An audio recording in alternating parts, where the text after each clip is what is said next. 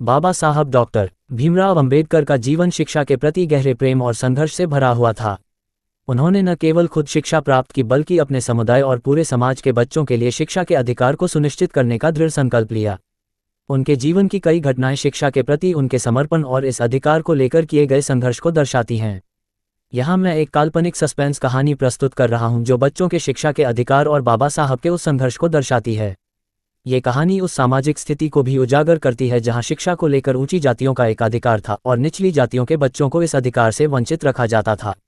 कहानी अभिलाषा की ज्योत और बाबा साहब का संघर्ष भाग 1 गांव की दास्तान और शिक्षा का अभाव। ये कहानी है 1930 के दशक की, जब एक छोटा सा गांव करुणा था जहां दलित समाज के लोग अत्यंत अभाव में जीवन बिता रहे थे।